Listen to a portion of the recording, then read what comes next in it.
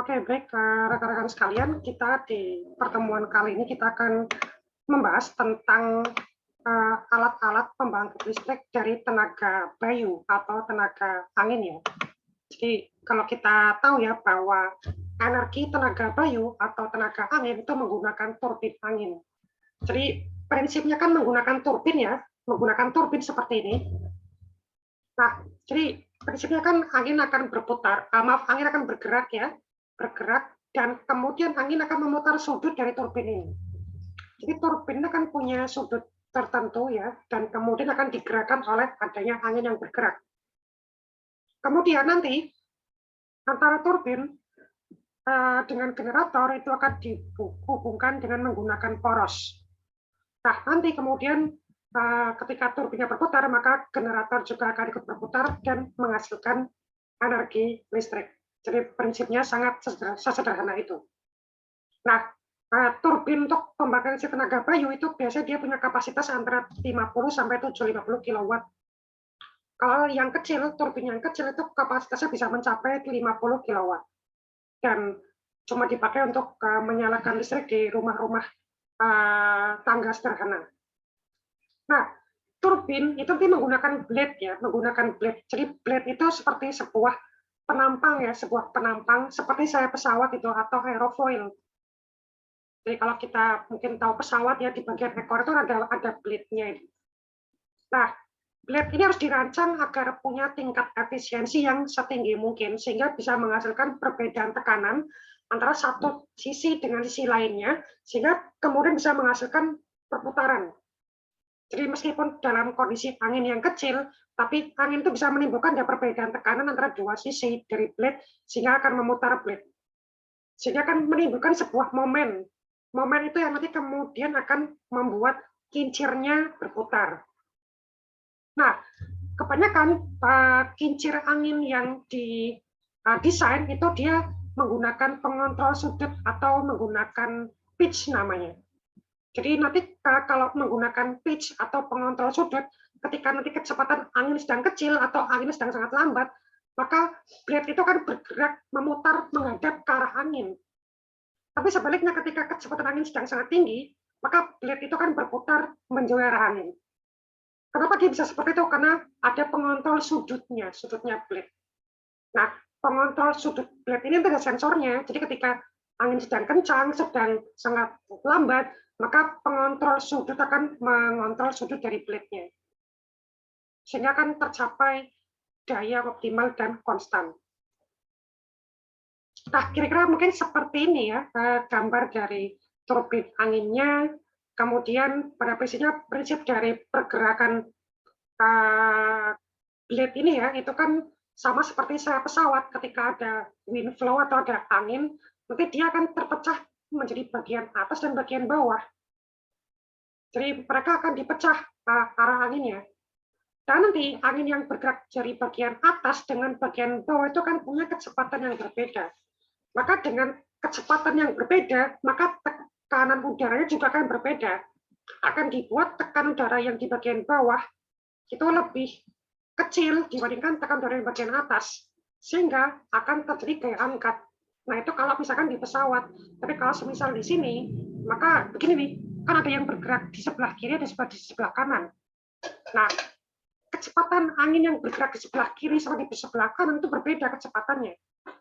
Sehingga tekanan udara di situ akan berbeda di dua tempat ini. Sehingga akan memutar blade ini. Seperti itu. Nah, ini komponen-komponen dari turbin anginnya ada blade, kemudian ada shaft ya, ada shaftnya atau ada semacam porosnya. Kemudian di bagian belakang sini ada gearbox namanya, gearbox. Gearbox itu merupakan suatu box atau sebuah tempat di mana di situ ada gear-gearnya. Ada beberapa gear dan gear itu akan menghubungkan antara poros ini, porosnya turbin, porosnya kincir ya, itu dengan porosnya generator. Nah, ini ada high speed shaft di sini, kemudian ini generatornya. Nah, di sini kebetulan dipasang semacam anemometer ya. Anemometernya dipakai untuk mengetahui kecepatan angin. Ini kalau kita lihat secara lebih lengkap ya, ada misalkan ada rotor nih, bagian satu ini rotor yang bergerak berputar. Nomor 2 adalah low speed shaft. Kemudian nomor 3 ini gearbox. Nomor 4 adalah high speed shaft ya. Jadi low speed shaft itu biasanya dia punya ukuran lebih kecil, tapi kalau high speed shaft dia punya diameter box yang lebih besar, diameter gear yang lebih besar. Kemudian ada generator nih, ini generator yang menghasilkan listrik. Kemudian ada wind fan yang nomor 6 ya. Ini untuk mengetahui kecepatan angin dan juga arah angin. Kemudian ada yaw mechanism di sini. Mekanisme yaw, jadi untuk menggerakkan kiri yang di bawah sini, ya, menggerakkan kiri bawah sini. Kemudian ada tow transformator, ini ada suatu mekanisme yang dia menghubungkan dengan trafo atau transformator. Nah, ada beberapa macam jenis turbin angin ya. Ada horizontal axis atau dia horizontal, maksudnya asnya dia horizontal. Ada horizontal ya, ada yang vertikal. Dia horizontal axis. Ini berarti dia ini ya sumbunya dia horizontal. Kalau ini dia sumbunya dia vertikal. Kalian sering mungkin kita lihat itu yang horizontal axis ya. Yang sering kita lihat. Kita mungkin jarang lihat yang vertikal axis yang seperti ini. Jadi kalau vertikal axis itu kan dia berputar seperti gasing ya. Jadi kalau yang horizontal axis itu dia berputar seperti kipas angin yang sering kita lihat. Nah, ini horizontal axis wind turbine, jadi sumbu putar turbin sejajar dengan bumi. Maksudnya sejajar dengan permukaan bumi ya. Ini merupakan tipe yang paling banyak ditemukan di dunia dan juga paling banyak dikembangkan di dunia. Ada beberapa tipe mesin, ada tipe mesin upwind, ada tipe mesin downwind. Kalau tipe mesin upwind itu dia rotornya diletakkan berhadapan dengan angin. Tapi kalau mesin downwind, motornya diletakkan di belakangnya tower. Kayak misalkan kipas anginnya kita itu kan sifatnya downwind dia. Jadi kalau rotornya itu diletakkan di belakang, sifatnya dia lebih fleksibel. Nggak perlu pakai mekanisme yaw. Tapi kalau upwind, dia tuh harus pakai mekanisme yaw. Mekanisme yaw itu buat apa? Buat supaya rotor itu tetap berhadapan dengan angin. Nah, itu bedanya mesin upwind dengan downwind di horizontal axis wind turbine. Kalau misalkan di vertical axis wind turbine itu sumbu putar atau sumbu rotasinya itu dia vertikal terhadap bumi.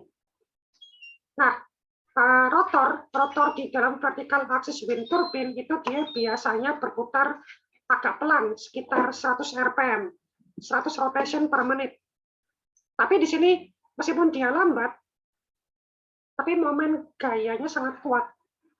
Jadi makanya bisa dipakai buat misalkan giling biji-bijian yang agak keras gitu. Misalkan kalau dulu vertical axis wind turbine itu dipakai di pertanian, dipakai untuk menggiling padi, menggiling biji-bijian dan sebagainya. Atau misalkan untuk menggerakkan pompa air. Meskipun begitu, vertical axis wind turbine itu dia termasuk kurang cocok ya kalau dipakai untuk menghasilkan listrik. Makanya mungkin kalau kita lihat PLTB yang ada itu dia nggak pakai vertical axis wind turbine, tapi pakai horizontal. Tapi meskipun misalkan kurang cocok ya, tapi vertical axis wind turbine itu bisa kita tambahkan gearbox. Jadi kalau kita tambahin gearbox di vertical axis wind turbine itu bisa meningkatkan efisiensi. Gitu. Nah, ada dua macam tipe vertical axis wind turbine, ada tipe dorong, ada tipe angkat. Nah, kalau tipe dorong itu berarti nanti blade-nya itu akan mengalami gaya dorong. Jadi sama kayak cup anemometer tuh, dia kan kena dorongan angin ya di cup-nya itu sehingga terdorong. Tapi kalau tipe angkat, dia blade-nya mengalami gaya angkat. Itu bedanya. Nah, antara tipe dorong dengan tipe angkat, efisiensi daya yang dihasilkan lebih tinggi kalau misalkan tipe angkat dibandingkan tipe dorong. Nah, berkaitan dengan blade ya di dalam turbin, jadi ada beberapa konsep blade yang dipakai. Ada konsep satu blade, jadi kita cuma menggunakan satu blade saja. Ada 2 blade, ada 3 blade, dan ada multi blade. Kalau konsep satu blade ini mungkin sangat jarang karena bisa dikatakan sulit untuk seimbang ya. butuh angin sangat kencang untuk bisa menghasilkan gaya putar. Karena kalau anginnya itu cuma pelan ya di suatu daerah, itu sama sekali nggak cocok pakai konsep satu blade. Nah, kemudian dari konsep dua blade. Kalau konsep dua blade, dia akan lebih seimbang dibandingkan konsep satu blade. Tapi konsep dua blade itu masih lebih mudah bergeser. Sehingga konsep dua blade itu harus didesain punya kelengkungan yang tajam. Supaya apa? Supaya bisa menangkap energi angin secara lebih efektif. Nah, kalau konsep dua blade itu dia mulai berputar blade-nya itu kalau kecepatan anginnya lebih besar dari 3 meter per second. Karena kalau cuma sekitar 3 meter per second itu dia masih belum bisa bergerak gitu. Nah, kemudian ada konsep 3 blade. Konsep 3 blade itu apa? Jadi konsep yang lebih seimbang ya. Kelengkungan blade-nya juga lebih halus, tidak setajam konsep 2 blade. Ini paling banyak kita pakai di dalam turbin-turbin atau PLTP yang komersial. Konsep 3 blade. Nah, kalau konsep multi blade itu berarti blade-nya banyak ya. Bahkan blade-nya bisa mencapai 12 blade tuh. Justru kalau blade-nya sebanyak ini malah tingkat efisiensinya dia lebih rendah. Nah, meskipun dia punya tingkat efisiensi lebih rendah, tapi momen gaya yang dihasilkan itu lebih besar ya, sehingga dia lebih mudah berputar dibandingkan konsep 1 blade, 2 blade, dan 3 blade. Jadi konsep multi blade sangat cocok di suatu daerah yang dia kecepatan anginnya itu sangat rendah sekali. Nah, kalau konsep multi blade bisa kita pakai untuk keperluan pertanian, kayak tadi misalkan giling padi, giling biji-bijian, atau untuk menggerakkan pompa air. Nah, ini gambarnya ini konsep 1 blade, nah ini konsep 2 blade, ini konsep 3 blade yang sering kita lihat, dan ini konsep multi blade.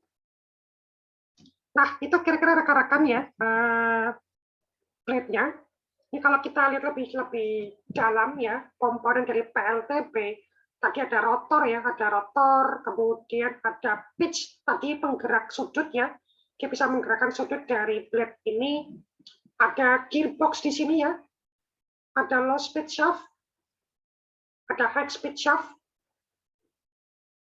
kemudian ada generator di sini, ini gearbox-nya, ada pengontrol atau controller, ada anemometer dan wind fan, pengukur kecepatan dan arah angin. Kemudian ada yaw mechanism yang nanti menghubungkan antara box-box di sini, gear-gear yang di sini, yaw drive, yaw motor sampai ke transformator. Nah, ini komponen dari pembangkit listrik tenaga panas, pembangkit listrik tenaga bayu atau tenaga angin. Nah, oke, itu mungkin rekan-rekan yang bisa saya sampaikan terkait dengan komponen alat-alat di dalam pembangkit listrik tenaga bayu. Semoga bermanfaat buat kita semua. Terima kasih dan sampai ketemu di kesempatan berikutnya.